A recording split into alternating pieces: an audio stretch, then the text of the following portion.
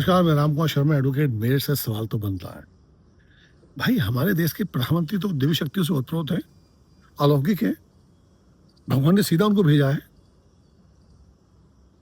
वो तो देवदूत है।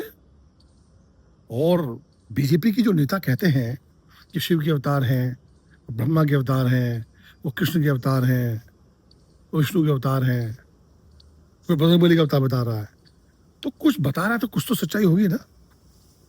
तो अगर आप देव शक्ति से ओतप्रोत हैं और आपने वर्ष 2014 में देश की धरोहर को ग्रहण करने से पहले देश के साथ जो वादे किए थे, भ्रष्टाचार के विरुद्ध, काले धन के विरुद्ध, अपराध के विरुद्ध, राष्ट्रीय एकता अखंडता को मजबूत करने के लिए, उन नारों का क्या हुआ साहब? आप तो रोने लगे। आपकी मां को किसी ने कह दिया, किसी ने कह दिया, और जिसने कहा उसके आप कार्रवाई करके जेल भेजिए, लगाइए आज रासू का कानून के अनुसार गाली देने पर जो प्रावधान होता है। लेकिन आप तो रो रहे हैं, माँ को गाली दे दी, माँ को गाली दे दी।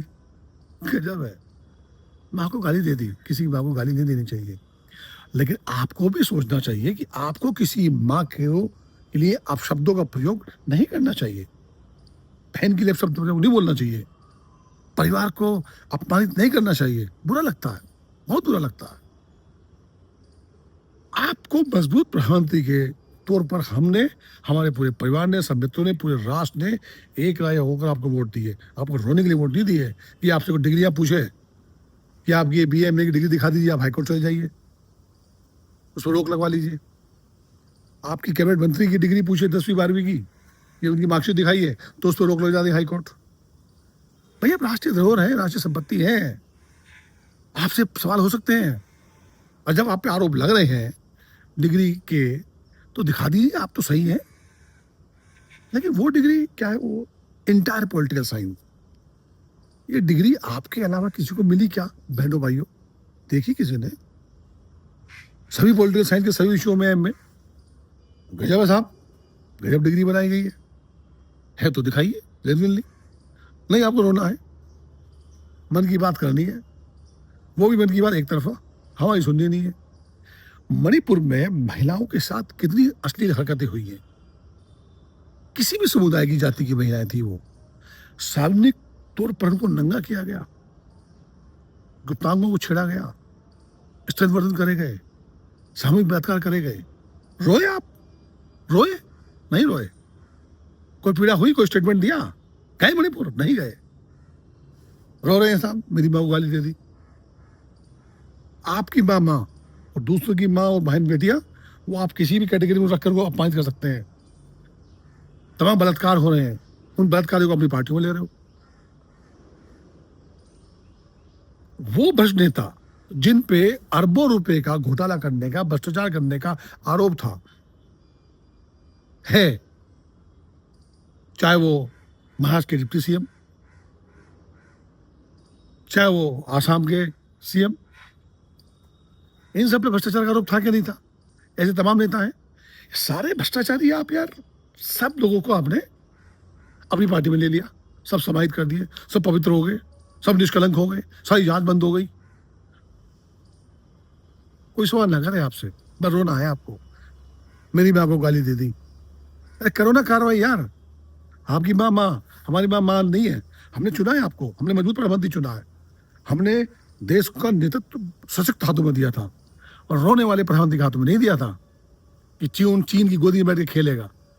चीन ने जमीन हड़पी नहीं हड़पी, इसके स्पष्ट कारण दिया आपने? बताया? जवाब दिया?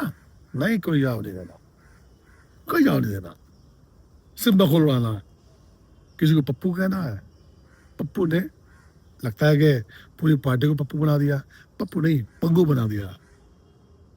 GST उस पप्पू ने कहा था, जब उसको पप्पू कहते थे, गलत है, क्यों हटाई? और अब तक जो GST में आपने जितना टैक्स बढ़ाकर लिया है, वो अलग बात है कि वो आपकी जेब में नहीं गया, लेकिन हमारी जेब से तो निकाला गया ना साहब। हेल्थ पॉलिसी भी आप टैक्स ले रहे हो 18%। कोई भी किताब पर टैक्स ले रहे हो, दूध पर टैक्स ले रहे हो, दही पर टैक्स ले रहे हो। कुछ छोड़ा आपने? और आप कम कर दिया, एहसान कर दिया क्या? कहाँ है वो 15 लाख रुपए? जो आपने कहा था, वादा किया था बहनों भाइयों, वो 15 लाख रुपए सबके अकाउंट में आएंगे, आने चाहिए कि नहीं आने चाहिए बहनों भाइयों? स्विस बैंक में दबा हुआ अकाउंट में जितना पैसा है वो सब देश की जनता को मिलना चाहिए, नहीं मिलना चाहिए? लाओ ना, दो 2 करोड़ रोजगार प्रतिवर्ष मिले, सरकारी पद भी खाली है, 2 करोड़ रोजगार प्रतिवर्ष। झूठ बोलने में लगता है कि पूरी सरकार की जो कैबिनेट है उसमें महारत है, उसको उसको उसको वो लोग कॉम्प्लीमेंट्स करते हैं, शेल्टर करते हैं।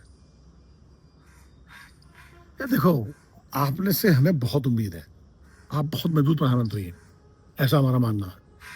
लेकिन इस प्रकार से रोते रहे, कभी डिग्रियों के लिए आप कुछ बोलेंगे नहीं, समाज में हो रहे अत्याचार के खिलाफ नहीं बोलेंगे नहीं, छात्रों में लाठीचार्ज बोलेंगे नहीं, बाढ़ में कितने लोग मर गए उस पर आप बोलेंगे नहीं, कितने घर तबाह हो गए, पूरा पंजाब तबाह हो गया, वहाँ के बोलेंगे नहीं। उससे पहले तो गुरुद्वारा में जाकर रोटियां बना रहे थे, रोटी सेवा कर रहे थे। अब जाइए सेवा कीजिए, हम ये नहीं कह रहे कि आप सेवा कीजिए, लेकिन आप अपनी पूरी कैबिनेट को उतारिए ना, पानी में नहीं, उस व्यवस्था को देखने के लिए कि वहाँ ठीक हो रहा है कि नहीं हो रहा है, या वोटों के समय ही आप पगड़ी पहनकर वहाँ जाएंगे, या ये काम राहुल गांधी करेगा?